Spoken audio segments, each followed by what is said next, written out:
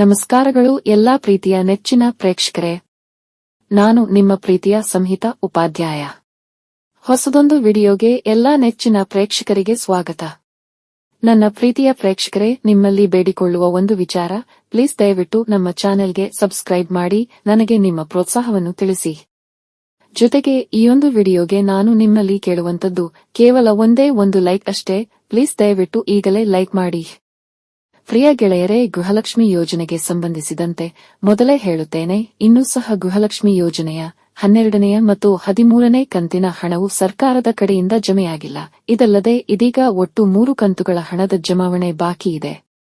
ಇಲ್ಲಿ ಗೃಹಲಕ್ಷ್ಮಿ ಯೋಜನೆಯ 12ನೇ ಮತ್ತು 13ನೇ ಕಂತಿನ ಹಣವು ಜಮೆಯಾಗಲು ತಡವಾಗುತ್ತಿರುವ ಬಗ್ಗೆ ಈಗ ಮಾನ್ಯ ಸರ್ಕಾರವೇ ಉತ್ತರವನ್ನು ನೀಡಿದ್ದು, ಅದರ ಪ್ರಕಾರ ಇನ್ನೂ ಸಹ ಹಣಕಾಸು ಇಲಾಖೆಯಿಂದ ಗೃಹಲಕ್ಷ್ಮಿ ಯೋಜನೆಯ ಹಣದ ಬಿಡುಗಡೆ ಆಗಲಿಲ್ಲ ಎಂಬುದು. ಹೀಗಿರುವಾಗ ಇದು ಇನ್ನೂ ಡಿಬಿಟಿಗೆ ಪುಷ್ ಆಗಲು ಸರಿಸುಮಾರು 2 ವಾರದಷ್ಟು ಸಮಯವೇ ಬೇಕಿದೆ. ಅಂದರೆ ಗೃಹಲಕ್ಷ್ಮಿ ಯೋಜನೆಯ ಬಾಕಿ ಇರುವ ಕಂತಿನ ಹಣದ ಜಮಾವಣೆ ಖಂಡಿತವಾಗಿಯೂ ಇನ್ನು ಅಕ್ಟೋಬರ್ 2ನೇ ವಾರದ ನಂತರವೇ ಆಗಿರುತ್ತದೆ ಎಂಬುದು ವಾಸ್ತವ. ಇದರ ಬಗ್ಗೆ ಈ ಹಿಂದಿನ ವಿಡಿಯೋನಲ್ಲಿ ಹೇಳಿದ್ದೇನೆ. ಇದರ ಜೊತೆಗೆ ಇನ್ನೊಂದು ಮುಖ್ಯವಾದ ಮಾಹಿತಿ, ಇನ್ನು ಗೃಹಲಕ್ಷ್ಮಿ ಯೋಜನೆಯ 12ನೇ ಕಂತಿನ ಹಣ 2,000 ರೂಪಾಯಿಗಳಷ್ಟೇ ಗೃಹಲಕ್ಷ್ಮಿಯರ ಖಾತೆಗಳಿಗೆ ಜಮೆಯಾಗುತ್ತದೆ.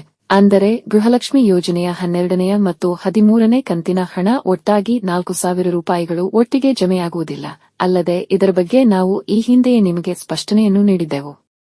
ಮಾನ್ಯ ವೀಕ್ಷಕರೇ, ಇದಿಷ್ಟು ಈ ಒಂದು ವಿಡಿಯೋನಲ್ಲಿ. ನೀವೇನು ನಮ್ಮ ಚಾನೆಲ್ಗೆ ಹೊಸದಾಗಿ ಬಂದವರಾದರೆ ಅಥವಾ ಇನ್ನೂ ಸಹ ನಮ್ಮ ಚಾನೆಲ್ಗೆ ಸಬ್ಸ್ಕ್ರೈಬ್ ಆಗದಿದ್ದರೆ ದಯವಿಟ್ಟು ಸಬ್ಸ್ಕ್ರೈಬ್ ಮಾಡಿ ನಿಮ್ಮ ಪ್ರೋತ್ಸಾಹವನ್ನು ತಿಳಿಸಿ.